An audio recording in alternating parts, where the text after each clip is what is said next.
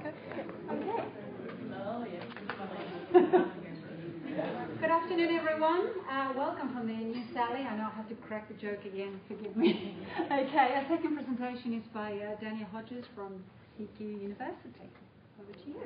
Hi, thanks everybody. I'm actually attempting to live stream this at the moment, so I'll see how we go later. But I'm just a little bit nervous about presenting in Dunedin because in Auckland 6 years ago I was pregnant, and in Wellington 3 years ago I was pregnant with twins. So I think you can see where this pattern is going, but I'm very excited to say that I'm not pregnant with triplets or quads. Okay, so Australia's had 3 federal ministers for sport in the last 4 months. But here's a quote from Kate Lundy, who was the federal minister for sport until July. So the quote here shows this strong belief that's around that says elite sporting success, and I did write this before Christine's keynote, I would like to add to, that says elite sporting success translates to the broader population getting out there and getting more active. Now, I know that ideas change slowly in politics, but here's another quote from 30 years ago from John Brown that has basically exactly the same idea. So intuitively, people just, it's kind of like the X-Files, I want to believe. They just think that it makes sense that watching the Olympic Games inspires us to do sport.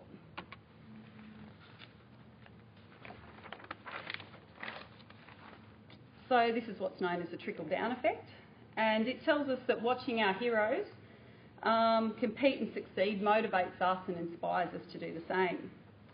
It's got widespread general acceptance, obviously, in the government, as we saw on the last slide, and also in the media. And in the past, it's been called the demonstration effect, the inspiration effect, and the emulation effect. Mike Weeds proposes that the demonstration effect relates specifically to sports participation, and he talks about the term festival effect that might describe broader physical activity trends. And Veal and Frawley and Christine also talk about direct and indirect versions of the trickle-down effect. So the direct one is sport participation, and the indirect one is just talking about general physical activity in the broader population. Less frequently discussed in the federal government and in the media is what's called the discouragement effect.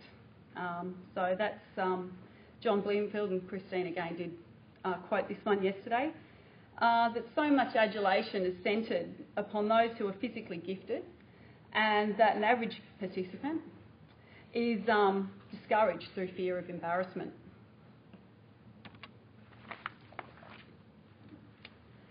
So when we look at the literature, and I was trying to get a trickle going here, there's very little evidence to show that there is any relationship between performance and participation.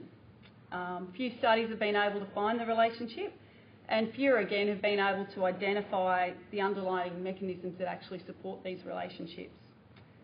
The other thing is that the term trickle down to me doesn't seem quite right, or maybe in view of the research we're looking at today it does.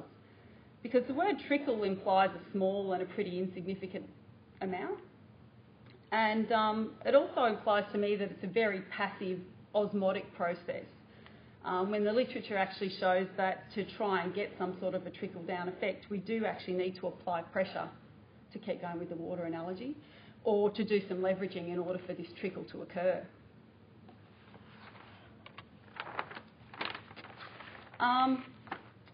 While it's not specifically named, the trickle-down effect is actually part of the justification that's currently used by the Australian Sports Commission in allocating 3/4 of their sports grants program to high performance and elite sport.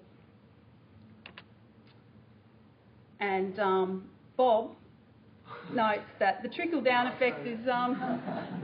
You did. You sound incredibly wise, Bob. I think I'm showing you in the good light you should be shown. It's listed as a bonus in the light of flimsy evidence. And as you can see, this is an excerpt from the Winning Edge strategic plan. And if you read the plan, it actually says that the relationship isn't flimsy at all. It's very well established. But strangely, for some reason, I couldn't find their supporting references. And at $104 million for that allocation to high performance and elite sport, that's pretty expensive inspiration to me. The results I'm speaking about today come from round 2 of the 2012 Queensland Social Survey. It's an omnibus caddy survey, accessible to researchers at CQ University. If you can access this sort of data set for your research, I highly recommend it. It's a wonderful way to collect data. The survey was conducted between 2 and 3 months after the London 2012 Olympic Games. So as you can see, we had 1,256 participants aged 18 and over, 40% response rate. There were 233 variables because it was an omnibus survey, so there were a couple of other data sets for other researchers' surveys collected as well. The one that I was particularly interested in addition to my London 2012 stuff, was the Active Australia Physical Activity Survey, and also the demographics that came with that as well. The sample is skewed towards the older population, and obviously that's one of the limitations using landline-based telephone surveys. It is the older population who tend to be a little bit more willing to give up 30 minutes of their time too. The average length of interview was 32 minutes. These are the questions that I specifically asked. So we looked at Olympic consumption, and then in addition to questions 3 and 4, which were Likert scales, we asked some open-ended questions to actually find out the why. So the quant stuff gave us the what. We wanted to know the why.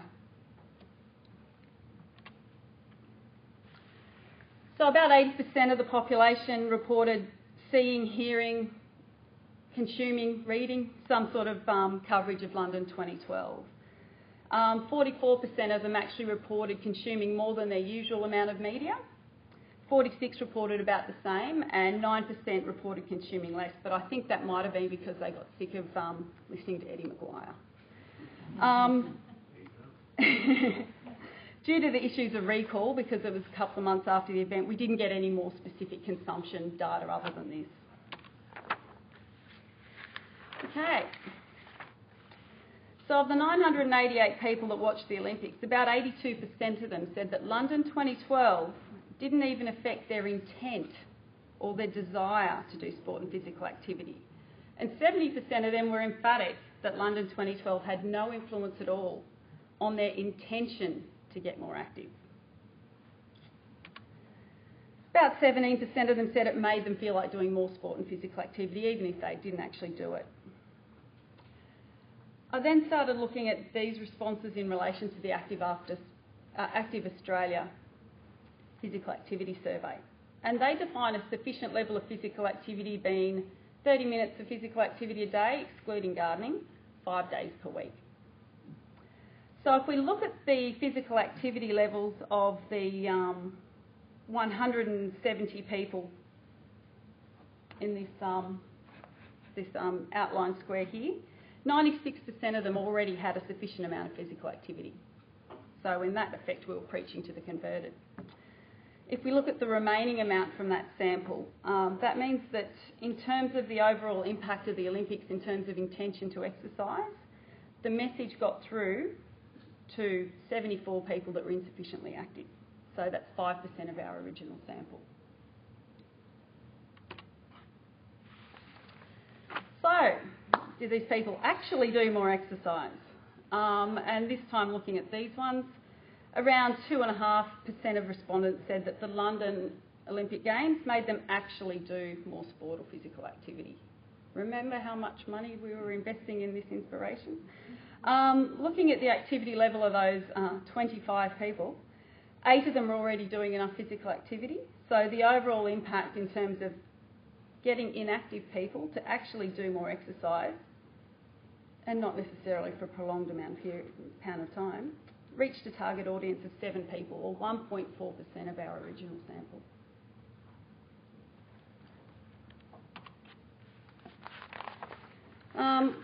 We did a logistic regression to have a look at factors that might influence that intention to exercise, and you can see here that age came out as being a statistically significant predictor.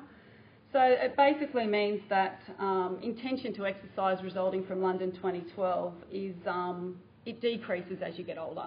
So the intention to exercise in terms of targeting some sort of a message, if we were to look at doing some leveraging, we would be better off looking at targeting younger people, the younger age groups. I couldn't do a regression analysis on the actual effect of exercise and those predictors because there weren't enough cases, which I think is telling enough in itself.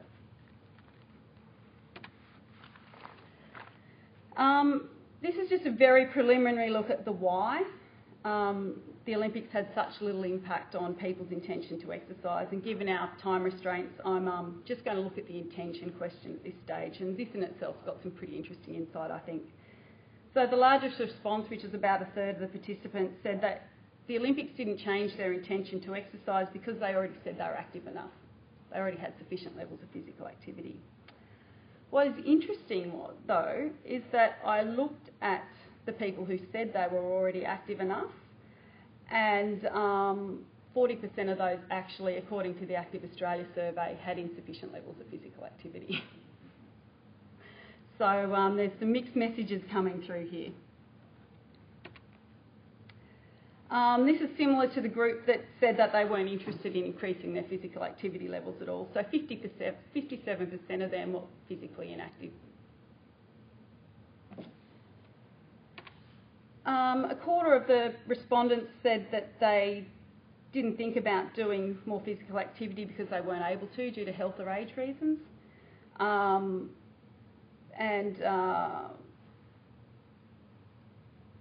didn't look at the physical activity levels of those guys, but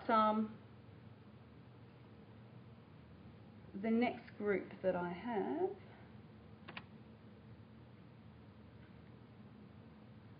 I missed a lot. Where are they? They're not coming up. Was the 14% that didn't, that said the Olympics didn't interest them or inspire them. Thank you. The next group that I found was interesting were the people that were disheartened by the physical and elite condition of the athlete. So that's that discouragement effect coming through. And the other one that I found really interesting down here was that people consider the Olympics to be entertainment. It's not sport, it's not physical activity, it's just a soap opera. Happens every 4 years. And also there was that other people considered poor coverage. So, you know, with time differences and things like that, and people not liking the commercial nature of the broadcast, and in terms of the quality of the message that's getting across, I found that they were quite interesting things to think about.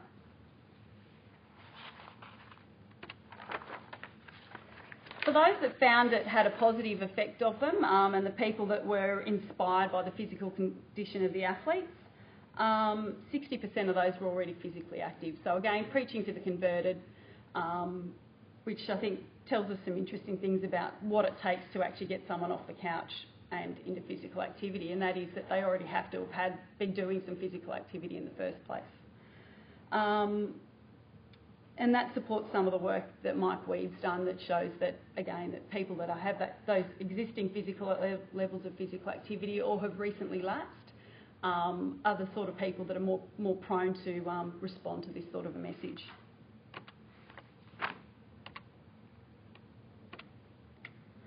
So here's a tally of the findings, the medal tally, and you can see that the numbers by time we get down to those who really need to be physically active really does mean there is a trickle. Rather than there being a pool of water at the bottom, it's just a very small drip. The discouragement factors listed earlier seem to act as some sort of a dam, and I know I'm killing the analogy here, a dam to block any potential flow of those benefits from these big events actually having some sort of meaning and impact on the broader population. In terms of future research, some of the stuff that Steve Frawley's put out recently, and again the stuff from Mike Weed, shows the role model effect and shows that children in younger age groups might be more effective, perceptive to this sort of a message. So I'd really like to have a look at some of that in terms of future reference, so looking at children and the impact that it has on them. Given my sample size of 1 here. And just to finish up, we found a lot of people watch the Olympics. It'd be hard to get a more captive audience. In terms of the principles of health promotion, we know that any intervention needs to be integrated carefully with a promotional message, and the Olympics is so consumerist and such a cluttered marketplace, it is going to be really difficult to try and leverage this sort of an event to create ongoing physical activity in the larger population. And I'd just like to say, on that note, to finish, if the host nation itself couldn't generate a physical activity legacy from the Games without having, or they did so by changing their definition and lowering the standard of physical activity, then it's going to be a really challenging task for us on the other side of the world.